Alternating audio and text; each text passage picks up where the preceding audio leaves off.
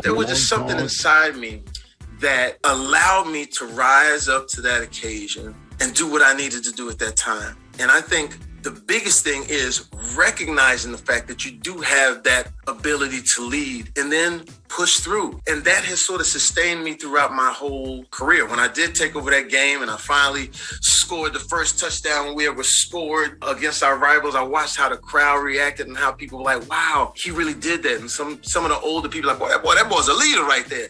And so I took that and I still use that as fuel. It's sort of like building blocks. Once you have those opportunities to see a task, you take on and you're successful with it, you build on that. So even now in today's world, I still draw from those early moments of being in Terrell, Texas, in front of that crowd, which was probably the toughest crowd I had, because if you didn't win those games in Terrell, even when I went to church, the preacher would talk about you.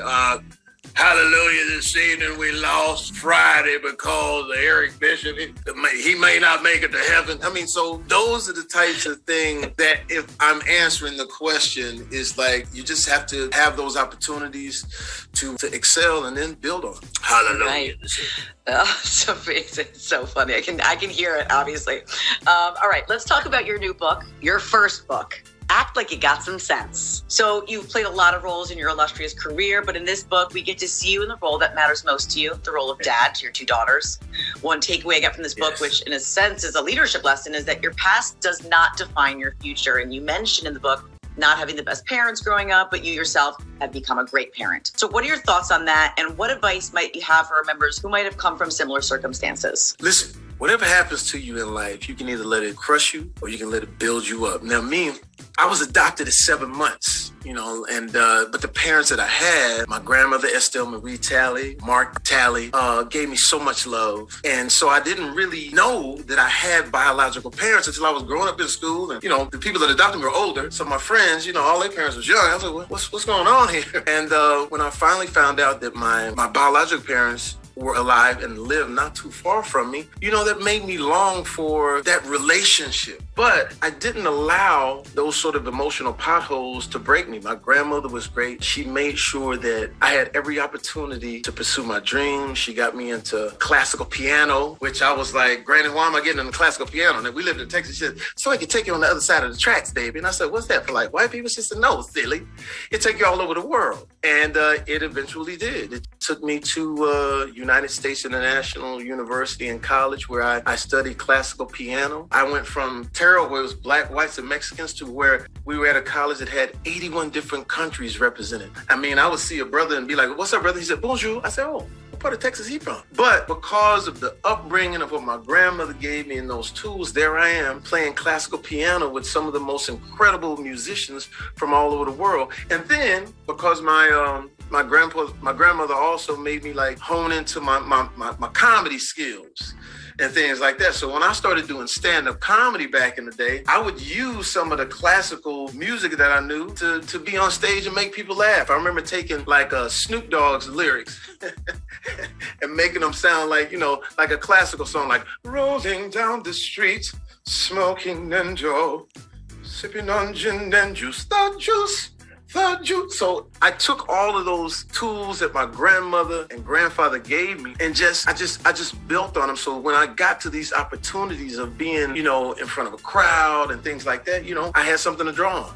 All right. So, obviously you've talked a lot about your grandmother and, you go into this a lot in the book, and she nurtured your dreams. You talk about and letting you see the world that was bigger than your small town in Terrell, Texas. So you mentioned some of the ways, but, maybe you could elaborate a little bit about, to tell our members how they, if they're in the same boat, how she did that. Are there any other ways besides the piano and helping you hone in on, your comedy? It sounds like she was a pretty amazing woman. Well, the one thing that my grandmother didn't want me to do is limit myself. Like, she never wanted me to limit myself to my surroundings. She always said you could get out beyond the tracks. She would always say, don't let this be you in this fishbowl. You have so many different talents.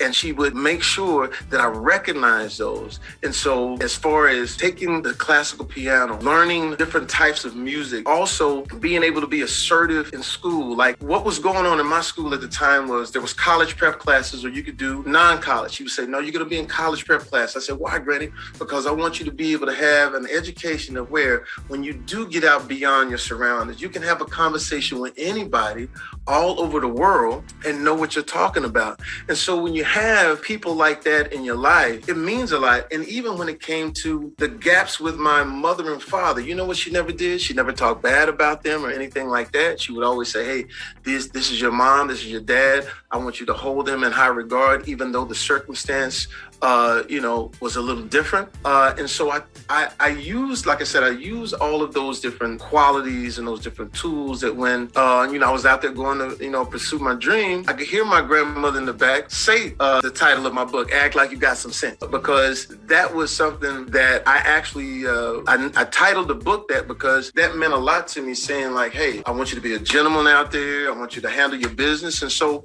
by having that, that's why I'm, doing what I'm doing today. Unbelievable. Well, NSLS members, here's your chance to get a copy of Jamie's incredible new book. Tweet us at the NSLS and tell us your favorite quote from tonight's broadcast. Please remember to use hashtag the NSLS in your tweet, and we're going to pick 20 members to win free copies of the book. All right, Jamie, it's time for another video question. This one comes from Derek Irvin from Athens State University. Hello. My name is Derek Irvin, and I attended Athens State University. Mr. Foxx, I have personally seen you perform on stage when you were a comedian, and I have also seen you perform on stage when you were singing. The question that I have for you is, how do you continue to reinvent yourself and stay relevant when the world around us is changing so much? Thank you. Well, I'll tell you, I know this is going to sound funny, but I throw parties. And what I mean by that is you're talking about comedy versus the music. I started out on this show called The Living Color. I don't know how many people remember that, but it was with Jim Carrey and the Wayans and things like that. Some of the most incredible comedic minds. And we rose to the top. I mean, our show was incredible, but I always wanted to do music. And I remember doing this character called Wanda. Hey, Pharrell. And Teddy Riley, who was a young producer at the time, came to our show. And I wanted him to hear my music. So I'm actually dressed as this crazy girl character. And I run to him and try to hand him my cassette tape. Y'all Google that, what a cassette is. And I told him I do music. He looked at me and said, impossible. So I said, well, how do I get into the music business? So I started doing these parties where I would invite all of the great musicians at my little crib, but I put a studio in the crib. And one classic party I threw was in like 2000. It was for Puffy. At that time, Puffy was the biggest artist, and I was following Puffy. Puffy threw a party for $1 million one day, $1 million in Philly. And I was like, you spent $1 million on a party? He's like, yeah, Playboy. I said, man, I will throw a party for $400 that will rival this party. He got mad. I said, no, I'm serious. So I throw this party a few weeks later at my house. And at that time, Puff shows up. He's the biggest guy in the room. And Missy Elliott has a room at this little house, right? And then standing on the wall, nobody knew who it was, in a little green tracksuit jacket, it was Jay-Z. And I said, what's up? He said, nice party. It's crazy. It's like this all the time. Like, it's crazy. It's crazy, right? So there's Jay-Z. And then in the other room, the tall guy, sort of like a shorter guy. And the shorter guy goes, yo, B, it's like this all the time. Like, girls and karaoke and people. And I said, yeah. I said, who are you? He said, we're the Neptunes. My name is Pharrell. And then not too long after that, a kid comes in, his jaw's busted. He's got a backpack on. I know you guys could probably guess who it is. It was Kanye West. So imagine meeting Kanye West for the first time. Somebody says, that's Kanye. I said, what is a Kanye? Because at first I thought that was a, odd name. They say, he's the next guy. So I go up to him. I say, yo, man, they say you the next dude. He does his rap. I said, anytime you come to my house, you gotta perform. So he does his rap. It was amazing. But then he says to me, I got a song that I think you'd be good on. I said, well, what is it? I said, I got a studio in the back. So I went in the back and he said, a song goes like this. She say she wants some Marvin Gaye, some Luther. And I said, wait, I got it. So I started singing a song all crazy and stuff like that. And Kanye said, don't do it like that. Just do it like I told you. So I do it like he told me, begrudgingly, thinking like, the song may not work. You know, he may not make it. And I end up leaving to go do a bad movie for 12 weeks. I came back, and when I came back, that song was #1 in the country. So basically, my hustle game is that all the time I would constantly like be in with great entertainers that are on their way up, from Kanye, Drake. I did a song with Drake, all these different guys, and that's how I've been able to sort of move along with the time. I think that might be one of the more epic stories I've ever heard in my entire life. Thank you for sharing that. That is awesome.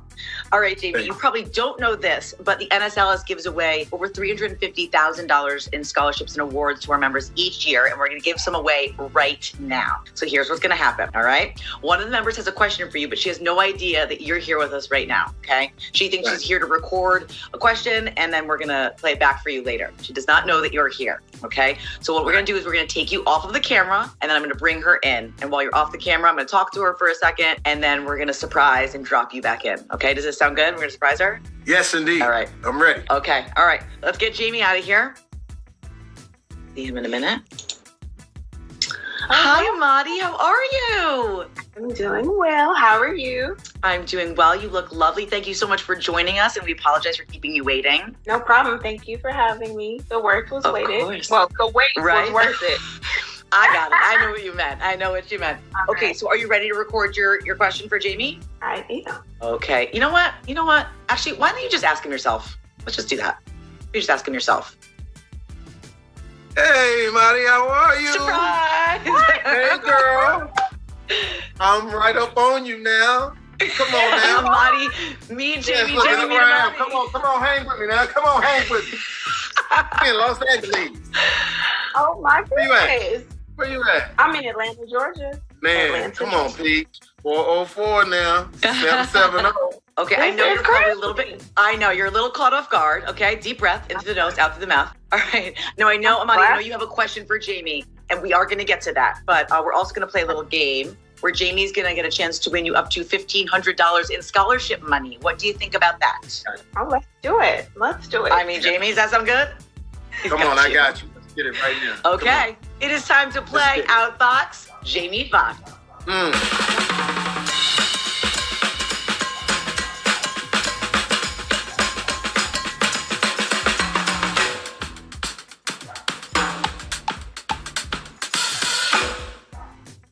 All right. You liked that, didn't you? I know you did. Okay, so this is how the game works. Jamie, we're going to show you 6 movie posters that we created. Some of these posters are Yes. based on real films. Some are ones that we Yes. just plain made up, okay? So you just have to tell us which ones are real, which ones are fake. And for each one you get right, Amadi will win $250 for a total of up to $1,500. Sound good? Fire. I got you. Let's go get this. Let's go Okay. get this money. All right, Jamie's ready. Amadi's ready. All right, let's get this first poster up. Horrible bosses. Ever wish your boss were dead? Is this movie real or fake, Jamie? Oh, that's real. I was in that. Come on now. Hey! Man, pick that up, man. Y'all go check that out. Right after we get off this, y'all go look at that. That's your 50. That's the All right, that's how we like to start. M.F. Okay. Jones. All right, let's get to the next one. This one is called